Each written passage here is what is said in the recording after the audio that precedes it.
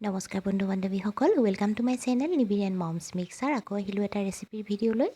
আশা কৰোঁ আপোনালোক ভালে আছে, সুস্থ আছে।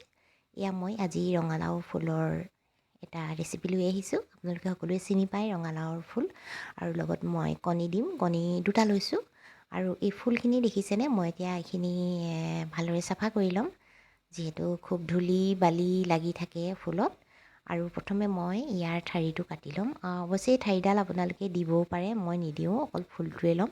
আৰু ফুলৰ ভিতৰত এটা ঠাৰি থাকে, সেইটো পেলাই ল'ম, নহ'লে তিতা লাগে।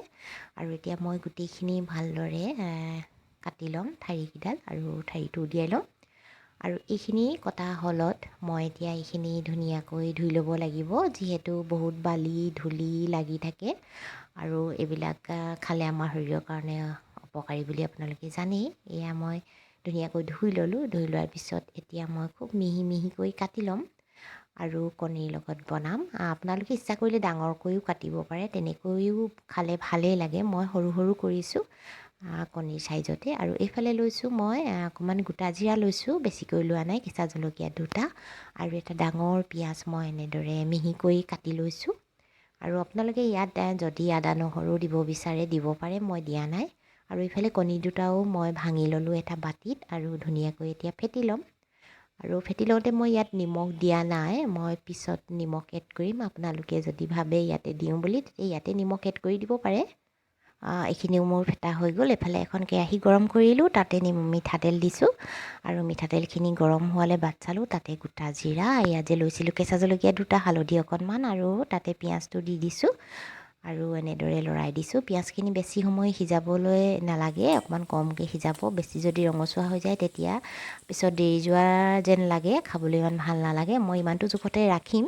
আৰু এতিয়া ইয়াতে মই কাটি লোৱা ৰঙালাওৰ ফুলখিনি দি দিম। ফুলখিনি মই এনেদৰে দি দিলোঁ, আৰু গেছটো একেবাৰে কমাই লৈছোঁ, নহ'লে লাগি যোৱা চান্স আছে, যিহেতু পৰিমাণটো কম। আৰু মই কমকৈ বনাইছোঁ, যিহেতু ফুল বেছি নাছিলে। আৰু এই ফুলখিনি একেবাৰে সতেজ হয়, আৰু ছাদত কৰা হয় দেই, মাটিত কৰা নহয়, ছাদত টাবত কৰা হৈছিলে, ধুনীয়াকৈ ফুলি আছিলে। আৰু মই কৰা নহয়, মোৰ কাষতে থকা বাইদেউ এজনীয়ে দিছিলে, আৰু সেইকাৰণে আৰু ফ্ৰেছ দেখি ৰৈ থাকিবলৈ নহ'ল, আৰু লগে লগে বোলো বনাই পেলাওঁ। আৰু এনেদৰে মই বনালোঁ। আৰু আপোনালোকে পকৰি বনায়ো খাব পাৰে, বেচন থাকিলে। মোৰ বেচন নাছিলে, আৰু ইয়াতে মই নিমখ এড কৰি দিছোঁ। সোৱাদ অনুসৰি নিমখটো দিব। আৰু মই বেচনৰ কথা কৈছোঁ যে, বেচনৰ লগত বনালেও বেছি ভাল লাগে খাই। মই কিন্তু আজি এনেদৰে খাম, আৰু যিহেতু ল'ৰাটোক খুৱাব লাগিব। আৰু তাতে মই কণী দি দিছোঁ, আৰু এনেদৰে ধুনীয়াকৈ মিক্স কৰি দিছোঁ। মই কণী বেছিকৈয়ে দিলোঁ দুটা, কাৰণ ফুল কম আছিলে। ইয়াতে কণীৰ পৰিমাণটো এতিয়া বেছি হৈছে, তথাপি কোনো কথা নাই। আৰু ইয়াতে অকণমান গৰম মছলা দি দিছোঁ, সোৱাদ হ'বৰ কাৰণে।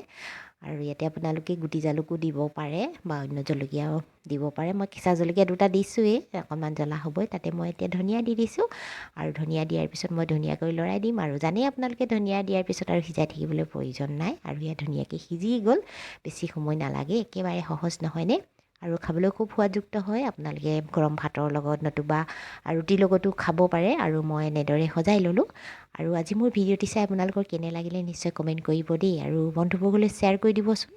আৰু যিসকলে আজি মোৰ এই ভিডিঅ'টি প্ৰথম চাইছে, মোৰ চেনেললৈ প্ৰথম আহিছে, তেওঁলোককো এটা অনুৰোধ কৰোঁ, মোৰ চেনেলটি প্লিজ ছাবস্ক্ৰাইব কৰি দিব। আৰু পেজৰ পৰা যদি চাইছে, পেজটো ফ'ল' কৰি ল'ব। আজিলৈ আহোঁ, বাই বাই।